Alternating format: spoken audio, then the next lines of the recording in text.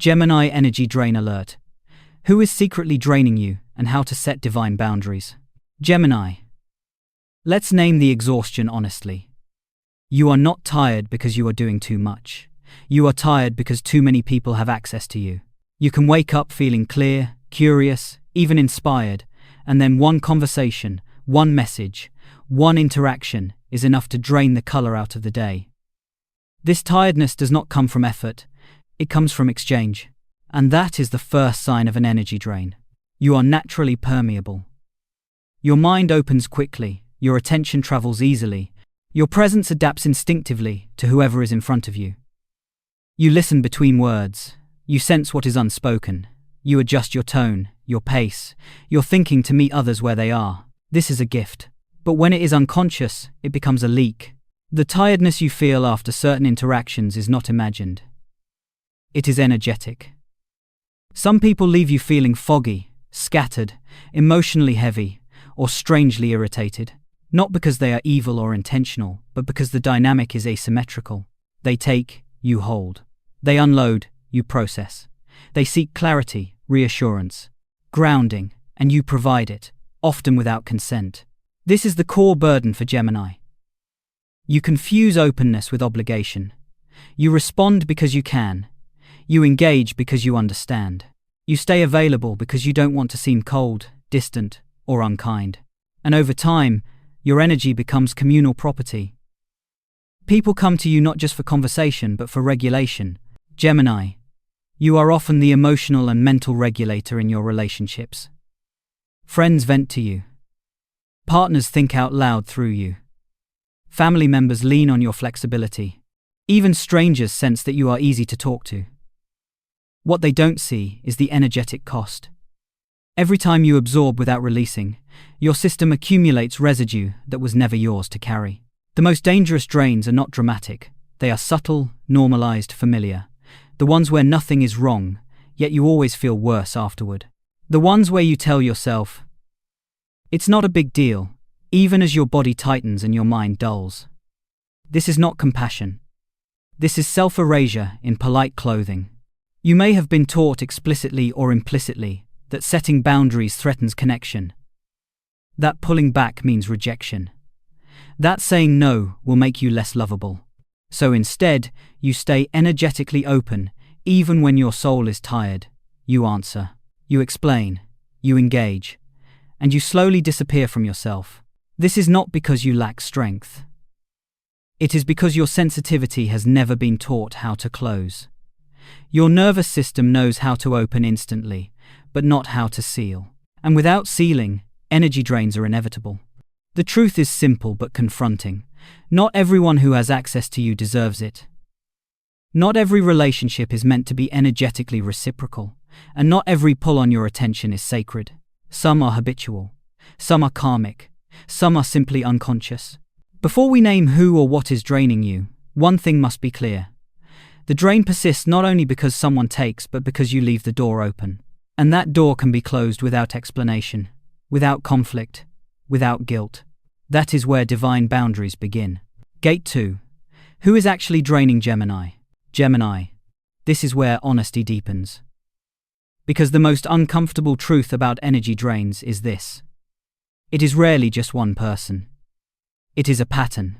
And that pattern lies at the intersection of your empathy and your fear of disconnection. Yes, there may be a specific person who comes to mind as you listen. A partner whose confusion you carry. A friend whose emotional chaos spills into your space. A family member whose expectations never end. A karmic connection that resurfaces whenever you begin to regain clarity.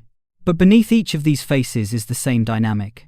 They rely on your availability to regulate themselves, and you allow it because part of you believes that connection requires sacrifice.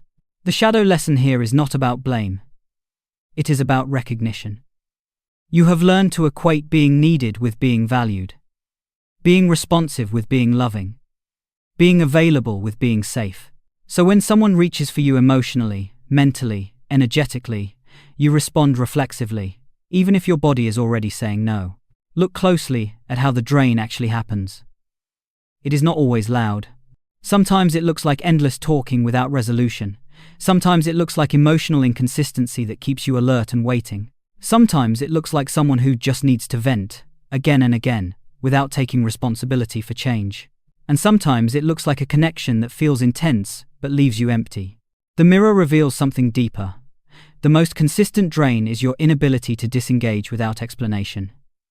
You feel compelled to clarify, soften, justify, reassure. You keep the energetic thread alive long after the conversation should have ended. You replay interactions in your mind.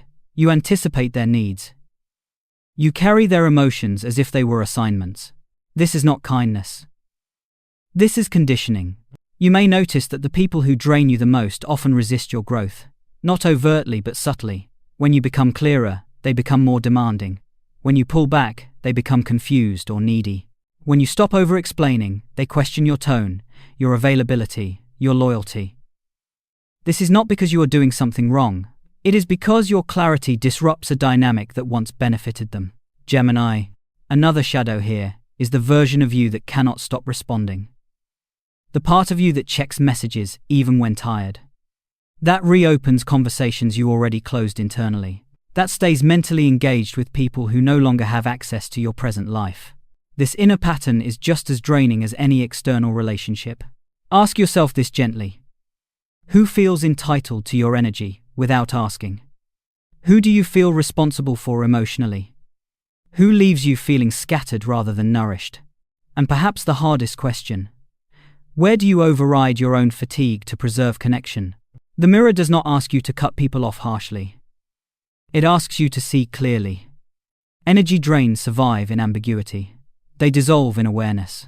When you stop confusing empathy with obligation, the dynamic begins to shift. And once you see that not all connections are meant to be maintained at the same level of access, you are ready for the next step. Learning how to close the energetic door without slamming it. Gate 3. From leaking to sovereign. Gemini. Divine boundaries are not something you impose on others. They are something you remember about yourself. This is the shift that changes everything. Because the moment boundaries feel like punishment or rejection, you will resist them. But when they are understood as sacred alignment, they become natural, calm, and non-negotiable. At the soul level, boundaries are agreements with your own energy. They define where you end and where another begins. And for a long time, Gemini, those lines have been blurred. Not because you are weak, but because your gift is permeability. You were designed to connect realms, translate experiences, and move between worlds. But even messengers need a home to return to. The alchemy begins when you stop asking, how do I protect myself from them? And start asking, where have I abandoned myself? Because energy drains do not enter through force. They enter through permission, often unconscious, often inherited, often learned early. You were taught that being open makes you lovable. That being available keeps peace. That withdrawing energy creates conflict. So, you stayed open, long after your soul needed closure. Divine boundaries dissolve this illusion. They teach you that withdrawing energy is not rejection, it is reclamation. When you stop offering constant access to your thoughts, emotions, and presence, your energy begins to gather instead of scatter. You feel clearer, calmer, less reactive. And the relationships that relied on your leakage begin to destabilize, not because you are cruel, but because the energetic contract has changed. Here is the esoteric truth.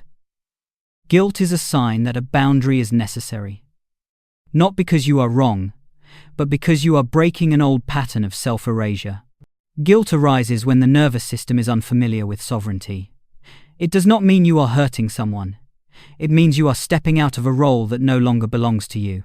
Divine boundaries also require you to release the need to be understood. Gemini, this is difficult for you.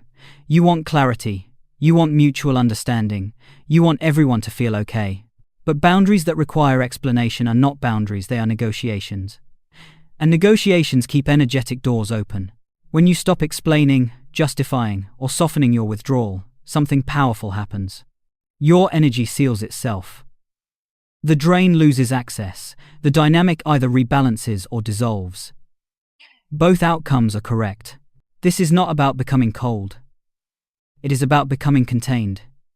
You can still be kind without being porous. You can still care without carrying. You can still love without leaking. Divine boundaries do not harden you, they clarify you.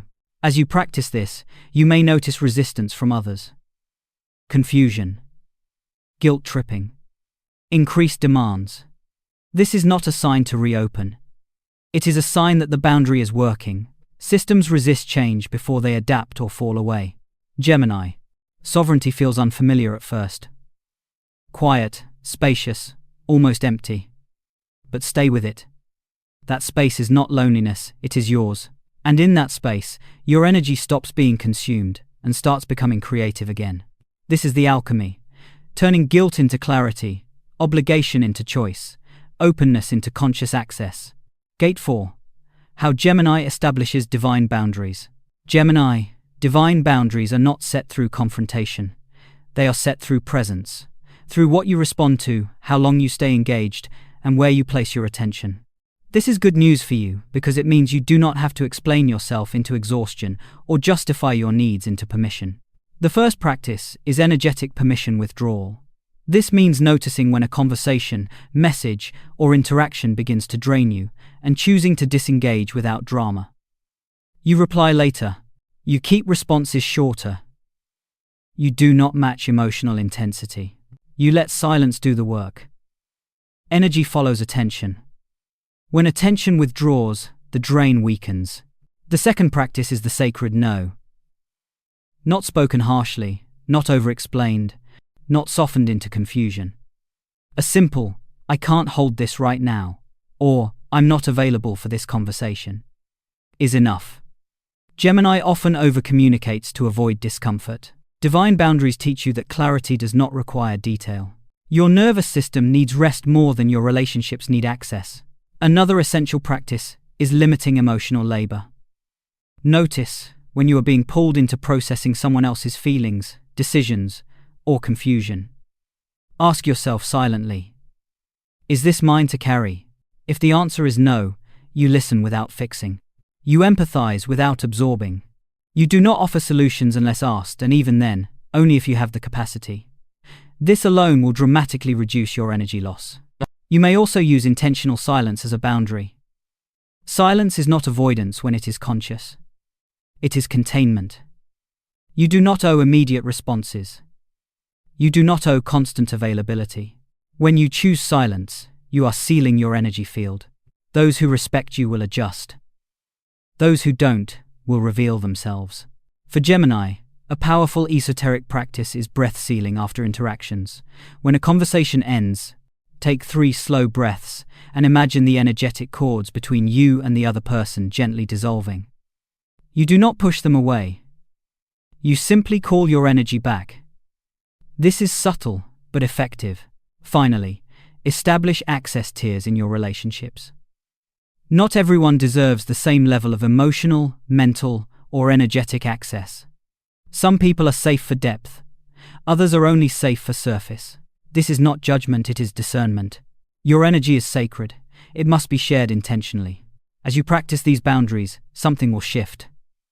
You will feel less compelled to explain, less anxious about being misunderstood, less drained after social interactions.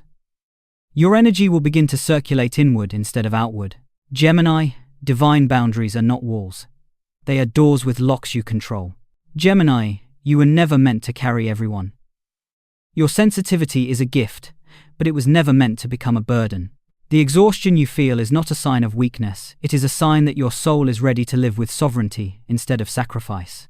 You do not need to confront, accuse, or explain yourself into clarity. You only need to decide who has access to your energy and who no longer does.